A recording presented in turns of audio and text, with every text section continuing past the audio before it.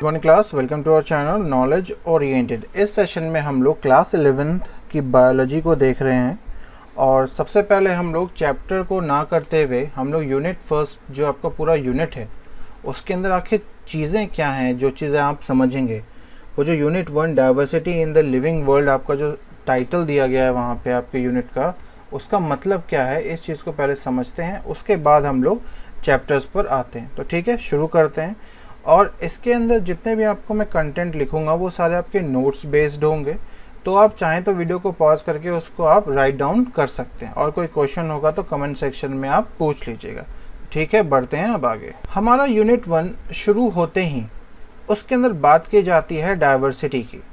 अगर ये डाइवर्सिटी क्या है, diversity in the living world इस यूनिट का ही नाम रख दिया गया है, जिसके अंदर बहुत सारे आपके चैप्टर्स आ रहे हैं। ठीक है, तो आप यहाँ पे ये देख पा रहे होंगे, इस वाले पेज को मैं आपके राइट हैंड साइड में जो आप देख पा रहे होंगे, इस वाले पेज को मैं अभी आपके सामने पूरा डिस्क्राइब करूँगा और मैं जितना भी डिस्क्राइब करूँगा वो NCERT से, जितना भी एक्सप्लेनेशन होगा वो NCERT से बाहर नहीं जाएगा। बाहर के सिर्फ एक्स्ट्रा वही वर्ड्स आएंगे जिसको एक्सप्लेन करना बहुत ही ज़्यादा ज़रूरी है। मान लीजिए आपको वहाँ पे डिप्लॉयड सेल के बारे में बोल दिया, हैप्लॉयड सेल के बारे में बोल दिया और इन चीज़ों को वहाँ मेंशन नहीं किया गया है बुक में, तो आपको तो समझना पड़ेगा ना। तो इसलिए इन चीज़ों को मैं आपको एक्सप्लेन करूँगा और फिर इसी तरीके से हमारा ये क्लास सेशन चलता चला जाएगा। तो फटाफट हम लोग स्टार्ट करते हैं। इस पूरे चैप्टर के अंदर जब पढ़ेंगे आप, जब आप अपने राइट हैंड साइड में देख पा रहे होंगे इस बुक के पेज को, और इसके अंदर जब आप इसको पढ़ रहे होंगे, रीड कर रहे होंगे, तो कई प्रकार के वर्ड्स आएंगे, तो बड़ा कन्फ्यूजन क्रिएट करेगा। तो मैं ये सेंटेंस वाइज मैं आपका पूरा का पूरा एक्सप्लेन कर रहा हूँ, मगर यहाँ पे मैं नोट्स के हिसाब से लिखूँगा, आपको भी पता चल जाएगा। तो वीडियो को ध्यान से देखिएगा और समझिएगा। ठीक है, मेन समझना है इसमें। अब इस बुक को पढ़ते ही, unit first diversity in the living world की बात करते ही हम लोग बायोलॉजी की बात करते हैं। हम पढ़ क्या रहे हैं, बायोलॉजी सब्जेक्ट। तो ये बायोलॉजी क्या है, कुछ तो है बायोलॉजी। बायोलॉजी हमारा एक साइंस है। ठीक है, तो ये किसका साइंस है भाई, साइंस ऑफ लाइफ फॉर्म्स। जीवन डिफरेंट टाइप्स के जो जीव जगत है हमारा है, उसका ये क्या है, साइंस है। लाइफ फॉर्म्स क्या होते हैं, लाइफ फॉर्म्स हमारे ऑर्गेनिजम्स ही तो हैं जिनमें जीवन प्रेजेंट है। ठीक है, तो क्या मैं यहाँ पे कह सकता हूँ कि ये साइंस ऑफ लाइफ फॉर्म है। देखिए, प्योरली बेस्ड है, ये सारे स्टेटमेंट NCERT बेस्ड है, मैं आपको पूरा वो एक्सप्लेन कर रहा हूँ, ध्यान से समझिएगा। और क्या है, ये साइंस ऑफ लाइफ प्रोसेसेस है। ठीक है, अगर ये साइंस ऑफ लाइफ प्रोसेसेस है तो लाइफ प्रोसेसेस में क्या क्या आता है, वो कहना क्या चाह रहा है, यानी कि जो डाइजेशन की प्रक्रिया हो रही होती है हमारे पेट में, पाचन तंत्र, रेस्पिरेशन, सांस लेने की प्रक्रिया। ठीक है, रेस्पिरेशन की जो प्रक्रिया हो रही है, सांस लेने की प्रक्रिया, उसकी बात कर रहा है। एक्सक्रीशन अगर मैं लिख दूं तो एक्सक्रीशन से मैं क्या समझ सकता हूं, जो हमारा वेस्ट जो हम एक्सक्रीट आउट कर रहे हैं, और अलग अलग चीज़ें। ठीक है, और डिफरेंट लाइफ प्रोसेसेस। इसके बाद अगर मैं कहना चाहूँ तो बायोलॉजी और क्या कह सकता हूँ, बायोलॉजी को मैं और भी तो बहुत सारी चीज़ें हो सकती हैं, इसमें कई चीज़ें लिखी हैं।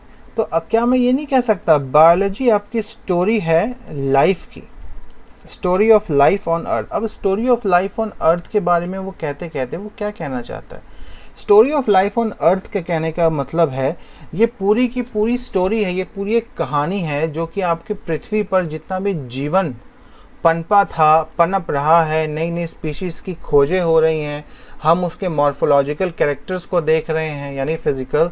ठीक है, और बहुत सारी चीज़ें हम उसके जेनेटिक मेकअप देखते हैं, हम लोग उसके सेल का देखते हैं कि क्या सेल में मल्टी न्यूक्लिएटेड है न्यूक्लियस या फिर सीधा सिंगल न्यूक्लियस है। उसके बाद हम लोग सेल का डिवीज़न देखते हैं, माइटोसिस की प्रक्रिया से हो रहा है या मियोसिस की प्रक्रिया से हो रहा है। इन चीज़ों का एक्सप्लेनेशन, जब मैं अभी वर्ड्स बोल रहा हूँ, अगर नहीं समझ में आ रहा है तो इन चीज़ों का एक्सप्लेनेशन अभी आगे आता चला जाएगा जैसे जैसे हम लोग चैप्टर में एंटर करेंगे।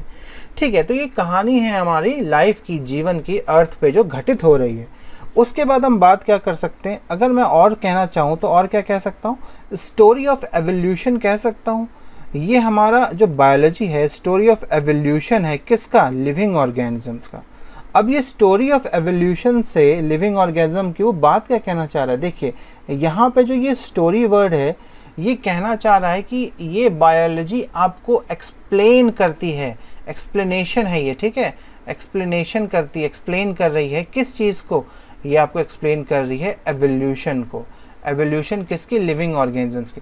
देखिए जब हम कहते हैं कि जो डायनासोर थे जो अब ख़त्म हो चुके हैं, डायनासोर्स, ठीक है, डायनासोर्स जो थे वो उनकी जो सिमिलैरिटी है, उनका जो जेनेटिक मेकअप था, मॉर्फोलॉजिकल कैरेक्टर्स थे, कुछ मैं सारी की बात नहीं कर रहा हूँ, उतने बड़े बड़े ह्यूमंगस जो थे उसकी बात नहीं कर रहा हूँ, कुछ कैरेक्टर्स जो थे, स्किन का टेक्सचर जो था वो हमारे अभी के जो रेप्टाइल्स है जैसे लिजर्ड हो गया, छिपकली, इससे बहुत ही मेल खाता है, सिमिलर है, ठीक है। तो एवोल्यूशन का जब हम स्टडी कर रहे होते हैं, लिविंग ऑर्गेनिज्म की कर रहे हैं बायोलॉजी के अंदर, तो हमें पता चलता है कि हाँ एवोल्यूशन में ही लिजर्ड का एवोल्यूशन डायनासोरस से हुआ है, और दोनों की दोनों चीज़ें, दोनों के दोनों ऑर्गेनिज्म कौन सी प्रजाति से बिलोंग करते हैं, रेप्टिलियन प्रजाति से बिलोंग कर रहे हैं।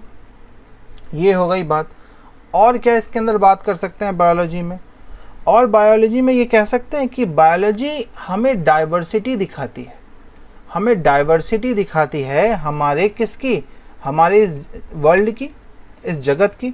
तो इस डाइवर्सिटी में मैं कहना क्या चाहता हूँ कि आपके इस डाइवर्सिटी का मतलब यहाँ पे समझाने का वो बोल रहा है इस बुक के अंदर, इस पॉइंट में आपको वो क्लियर करना चाहता है कि देखिए हमारे यहाँ पे डिफरेंट, DIF डॉट ये डिफरेंट है, ठीक है, एब्रिविएशन किया है मैंने, डिफरेंट टाइप्स ऑफ ऑर्गेनिजम्स, इनको हम कह सकते हैं कि ये डाइवर्सिटी में आ रहे हैं। उसके बाद हम कह सकते हैं कि different types of body organisation, वही जो मॉर्फोलॉजिकल कैरेक्टर्स मैं कह रहा था ना, उन्हीं की बात यहाँ पे हम लोग कर रहे हैं, ठीक है। Different types of body organisation, और ये बॉडी ऑर्गेनाइजेशन किसकी बात कर रहा है, ये बॉडी ऑर्गेनाइजेशन है तो है किसका बॉडी ऑर्गेनाइजेशन, ऑब्वियस है ना ये कि लिविंग ऑर्गेनिजम्स की ही बात कर रहे हैं हम लोग यहाँ पे, ठीक है, लिविंग ऑर्गेनिजम्स से ही तो बात कर रहे हैं। बायोलॉजी क्या है, ठीक। उसके बाद अगर हम और आगे बढ़ें तो इसके अंदर हम लोग फिर बात करते हैं क्लासिफिकेशन की। बायोलॉजी करता क्या है, बायोलॉजी आपको क्लासिफाई करके देता है, किन किन चीज़ों में क्लासिफाई करता है, एक तो प्लांट्स के अंदर करता है और एक करता है एनिमल्स के अंदर। अगर मैं प्लांट्स और एनिमल्स की बात करूं तो इतना तो आपको ज्ञान है ही कि प्लांट में मैं प्लांटेई किंगडम की ही तो बात कर रहा हूं, और एनिमल्स में एनिमेलिया किंगडम की बात कर रहा हूं, जिसमें सारे के सारे एनिमल्स, और जिस प्लांटेई में सारे के सारे पौधे आ जाएंगे, वनस्पति कहते हैं हिंदी में प्लांट्स को। तो अब ये बायोलॉजी की जो कहानी है थोड़ी आगे बढ़ती है। अब बायोलॉजी की कहानी जब आगे बढ़ती है क्लासिफिकेशन से आगे, तो क्लासिफिकेशन आप करेंगे तो करेंगे कैसे, इसमें ही एक शब्द आता है ये टेक्सोनॉमी। ये टेक्सोनॉमी क्या है, ये क्लासिफिकेशन को टेक्सोनॉमी का नाम दिया गया है यहाँ पे। ये जो classification of animal and plant था ना, इसी क्लासिफिकेशन को टेक्सोनॉमी का नाम दिया गया, और यही टेक्सोनॉमी आगे जाके आप देखेंगे कि डिफरेंट उसमें टेक्सास यूज़ किया गया है, स्पीसीज, जीनस, फैमिली, ऑर्डर, यानी कि जाति, वंश, कुल, गण, वर्ग, संघ, ये हिंदी में आता है, जगत जो किंगडम को बोलते हैं, ये आगे आप बात डिस्कस करेंगे अभी। तो इन चीज़ों के बारे में आप आगे क्लासीफाई करेंगे टेक्सोनॉमी के अंदर। तो टेक्सोनॉमी को आप अगर यहाँ पे जानना चाहें तो टेक्सोनॉमी को हम लोग लिख सकते हैं कि टेक्सोनॉमी एक तरीके की क्या है, टेक्सोनॉमी है हमारी एक ब्रांच ऑफ साइंस, ठीक है, ये हमारी है ब्रांच ऑफ साइंस जो कि कंसर्न रखती है। अब ये कंसर्न, ये किससे कंसर्न रख रही है भाई, इसके अंदर आता क्या है, तो ये कंसर्न रखती है, ये जो शॉर्टकट है ये विद का होता है, और ये अगर आप कभी मैं यूज़ करूँ तो देख लीजिएगा ये विच का होता है, ठीक है, ये वाला जो होता है विद का होता है। मैथमेटिकल्स ये सिंबल्स हैं, अगर नहीं है तो मुझे कमेंट सेक्शन में बताइएगा अगर आप इसके बारे में और कुछ जानते हैं तो, ठीक है। कंसर्न विद ये आपका होता है, किससे कंसर्न करेगा, क्लासिफिकेशन से ही तो कंसर्न कर रहा है ना, कि अब टेक्सोनॉमी क्या है, क्लासिफिकेशन का ही तो बात कर रहे हैं। और क्लासिफिकेशन होगा तो होगा किस में, ये स्पेशली ऑब्वियस है किस में होना है, स्पेशली ऑफ किसका करेंगे हम लोग, ऑर्गेनिजम्स का करेंगे। ठीक है, वीडियो पॉज करके आप इसका स्क्रीनशॉट ले सकते हैं और अपने नोट्स लिख सकते हैं। ठीक है, बढ़ते हैं फिर आगे। इसके बाद जब आप इसको पढ़ रहे होंगे तो इसमें एक ये वर्ड आएगा एंथ्रोपोसेंट्रिक, एंथ्रोपोसेंट्रिक, और ये शब्द बवाल हमेशा करता है, एक बार में ये समझ में नहीं आता है, थोड़ा टेढ़ी खीरे ऐसा कहते हैं, कह सकते हैं आप इसको। तो ये एंथ्रोपोसेंट्रिक व्यू है क्या, ये वो व्यू होता है जिसके अंदर हम लोग ह्यूमंस को मोस्ट इम्पॉर्टेंट थिंग बात बोलते हैं, यानी कि ह्यूमन को ना हम अपना व्यू पॉइंट बना लेते हैं और उसी के ऊपर सारी कहानी गढ़ते हैं। अब देखिए, कहानी गढ़ने का मतलब यहाँ पे वही है, एक्सप्लेनेशन की बात कर रहे हैं कि इंसान को ही ले दे के बेसिकली उसको अपना व्यू पॉइंट बना के बेसिक, और उससे सब चीज़ें कंपेयर कर दी, सेल का कंपैरिजन कर दिया, मॉर्फोलॉजिकल कैरेक्टर कंपेयर कर दिया, डीएनए कंपेयर कर दिया, देखिए भाई कितने सारे इसके अंदर जीन है, जेनेटिक मेकअप के कंपेयर कर दिया, ऑर्गेनेज कंपेयर कर दिया, ये सब चीज़ों के बारे में बात हम लोग करते हैं। तो हम लोग कह सकते हैं कि एंथ्रोपोसेंट्रिक व्यू वो व्यू है जिसके अंदर हम लोग ह्यूमंस को मोस्ट इम्पॉर्टेंट थिंग मानते हैं पूरे के पूरे यूनिवर्स में। क्या मानते हैं, मोस्ट इम्पॉर्टेंट थिंग मानते हैं। ठीक है, पूरे के पूरे कहाँ, यूनिवर्स में, इन इंटायर यूनिवर्स। ठीक है, तो अब ये मुझे लगता है आपका क्लियर हो गया होगा एंथ्रोपोसेंट्रिक व्यू। अब बढ़ते हैं नेक्स्ट। इसके बाद इसमें आप एक चीज़ देखेंगे कि इसके अंदर एक लिखा होता है, वर्ड लिखा हुआ है, या सेंटेंस ही बोल दीजिए, शेयरिंग सिमिलैरिटीज़। शेयरिंग सिमिलैरिटीज़ के बारे में बात की गई है, और इस सिमिलैरिटी के अंदर sharing similarities among living organisms both horizontally and vertically. अब ये सेंटेंस इतना कन्फ्यूजन वाला है कि कोई सोचेगा कि हॉरिजॉन्टली का मतलब ये और वर्टिकली का मतलब ये। अब ये वर्टिकली और हॉरिजॉन्टली में आप ही सोचिए कि ये कैसे, ये लंबाई चौड़ाई इस तरीके से, क्या इसके अंदर कहना वो चाह रहा है। तो इसके अंदर ये बायोलॉजिकल थिंग है, तो मैं आपको समझाता हूँ इसमें कहना क्या वो चाहता है। तो लिखिए पहले, sharing similarities among living organisms both, कहाँ पे, लिविंग ऑर्गेनिजम्स बोथ हॉरिजॉन्टली और एंड वर्टिकल। अब यहाँ पर वो हॉरिजॉन्टली कहने का मतलब क्या है, वर्टिकली कहने का मतलब क्या है। तो हॉरिजॉन्टली देखते हैं वो कहना क्या चाहते हैं। देखिए, नोट्स बनाते चलिए, स्क्रीनशॉट ले लीजिएगा पॉज करके और नोट्स लिख लीजिएगा बढ़िया तरीके से। और एक और आपको एक चीज़ बता दूँ, सेटिस्फाई मत होइएगा।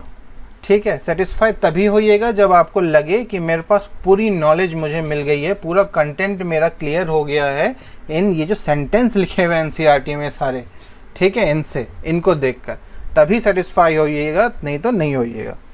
चलिए, हॉरिजॉन्टली अगर हम बात करें तो यहाँ पे एक बात आती है, शेयरिंग सिमिलैरिटी हॉरिजॉन्टली सिमिलर, यानी कि अब हॉरिजॉन्टली सिमिलर का मतलब क्या कहना वो चाहता है। हॉरिजॉन्टली सिमिलर का मतलब वो ये कहना चाहता है कि जितने भी आपके जो जेनेटिक मेकअप होता है, जो जीन्स होते हैं या जेनेटिक मेकअप है, वो सिमिलर होगा। अब ये जेनेटिक मेकअप सिमिलर किस में होगा, जेनेटिक मेकअप आपका सिमिलर होगा ऑर्गेनिजम्स में। ठीक है, जेनेटिक मेकअप कहाँ सिमिलर होता है, ऑर्गेनिजम्स का जेनेटिक मेकअप सिमिलर होगा। तो मैं कह सकता हूँ कि हॉरिजॉन्टली सिमिलर का मतलब है कि it means the organisms having similar genetic makeup. Genetic makeup में जीन्स की हम बात कर रहे हैं, जीन्स, डीएनए, जीन्स, समझ रहे ना, alive at the same time. फिर से मैं रिपीट करता हूँ, means organisms having similar genetic makeup alive at the same time. अब अगर हम बात करें जेनेटिक मेकअप, वो उन ऑर्गेनिजम्स का सेम है जो कि अलाइव हैं, जिंदा हैं, एट अ सेम टाइम, एक ही समय पर जो हैं वहाँ पर इस वर्ल्ड के अंदर। इस और वर्टिकली को अगर हम बात करते हैं, यहाँ पे वर्टिकली सिमिलर की बात करें तो वर्टिकली सिमिलर कहने का मतलब वो क्या कहना चाहता है। वर्टिकली सिमिलर से वो कहना ये चाहता है कि वो सिमिलैरिटी किसके बीच में, सिमिलैरिटी बिटवीन द ऑर्गेनिजम्स। ठीक है, ऑर्गेनिजम्स, ये org.organisms है, organisms with past and presumable future. अब ये जो पास्ट की बात कर रहा है वो और प्रिज्यूमेबल फ्यूचर की बात कर रहा है, इससे वो कहना क्या चाहता है, इससे मैं आपको सीधा सीधा समझाता हूँ।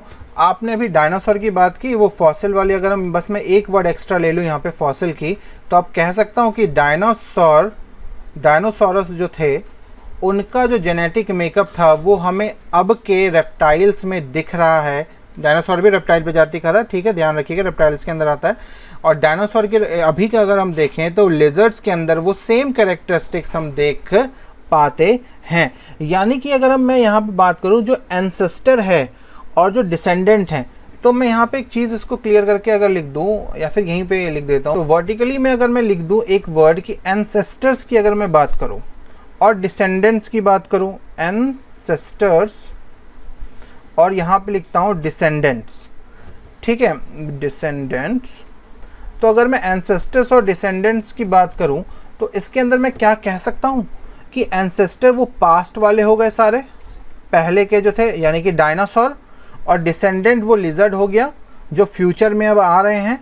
तो इन दोनों में आप सिमिलैरिटी को देख पाएंगे, यही वर्टिकल सिमिलैरिटी होती है। और हॉरिजॉन्टल सिमिलैरिटी आपके जेनेटिक मेकअप को बोलता है, उसी समय के ऑर्गेनिजम्स जो उसी समय मौजूद हैं आपके यहाँ पर अर्थ पे, ठीक है।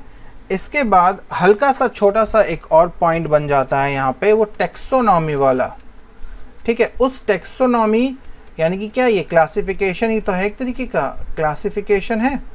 तो इस क्लासिफिकेशन में आप ऑर्गेनिज्म का ऑब्वियस है कि क्लासिफिकेशन है, इस क्लासिफिकेशन में हम लोग देखेंगे क्या, इसके अंदर आप लोग नीचे से ऊपर बढ़ते हैं। आपके बुक में ऐसे दिया है यहाँ से ऐसे करके कि स्पीशीज, फिर next one will be the genus, next one will be the family, and next will be the order, next one will be the class, and एक सेकंड इसको क्लियर कर दिया जाए। क्लास के ऊपर आएगा आपका next one will be the phylum और डिवीजन। अभी यहीं पे मैं आपको बॉटनी और जूलॉजी का कुछ थोड़ा सा चीज़ बताऊंगा, बाकी तो हम समझते ही चले जाएंगे जब हम उस पर आएंगे। किंगडम, यहाँ पर सबसे पहले ये समझिए कि जो ये बात कर रहा है ये क्या है, पूरा ये क्लासिफिकेशन है ना आपका, ये क्लासिफिकेशन है, हायरार्किकल क्लासिफिकेशन है किसका, ऑर्गेनिजम्स का, ठीक है। ऑर्गेनिजम्स को इसी बेसिस पे आप क्लासिफाई करेंगे। टेक्सा वेक्सा भी आएगा अभी, टेक्सा टेक्सोन, ठीक है, वो आगे पढ़ेंगे जो चैप्टर 1 जब स्टार्ट करेंगे। तो इसके अंदर कहता है कि पहले वो स्पीशीज़ में क्लासिफाई होते हैं, किंगडम में क्लासिफाई होते हैं, फिर फैमिली में डाला जाता है, फिर ऑर्डर देखा जाता है उनका, और फिर उनको क्लास सिस्टम में डाला जाता है, और फिर फाइलम या डिवीजन में उसको डिवाइड कर दिया जाता है। तो ये जो फाइलम है ना, ये आपका प्लांट्स के लिए यूज़ होता है। इतना भी वनस्पति विज्ञान वाली बात है। वनस्पति विज्ञान यहीं पे आपकी बात आ जाती है। जो बायोलॉजी है 2 में टूटा है, ठीक है, एक टूटा है जूलॉजी में, एक टूटा है बॉटनी में।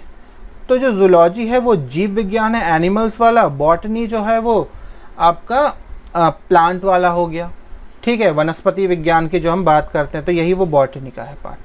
और ये जो डिवीज़न आप देखेंगे, ये जो शब्द है डिवीज़न का, इसके अंदर जब क्लासिफाई हो रहा होगा तो इसके अंदर आप क्लासिफिकेशन में एनिमल्स को देखेंगे, ठीक है। ये फंगाई और ये सब एनिमल्स में ही आते हैं, भले ही माइक्रोस्कोपिक ऑर्गेनिज्म है, ठीक है। उसके बाद last but not the least सबसे ऊपर जो रहेगा किंगडम। इसी किंगडम में आप लोग प्लांटेई और एनिमेलिया को भी देख पाएंगे, ठीक है। अभी तो अब ऐसे मोनेरा, उसके बाद प्रोटेस्टा, इन चीज़ों के बारे में भी पढ़ेंगे अभी चैप्टर 1 में। बट धीरे धीरे जब आप आगे बढ़ते चले जाएंगे तो आपका व्यू पॉइंट क्लियर होता चला जाएगा कि हाँ किस तरीके से इसके अंदर क्लासिफिकेशन क्या है और किस तरीके से ये एनसीईआरटी हमें समझाना चाह रहा है, point by point, chapter by chapter, line by line, ठीक है। तो आज के लिए हमारा सेशन बस यहीं तक रहेगा। इसके बाद नेक्स्ट वाला जो सेशन होगा वो आपके साइंटिस्ट अर्नस्ट मायर के बारे में बताऊंगा। नेक्स्ट मिलते हैं हम लोग। Learn grow succeed. Thank you.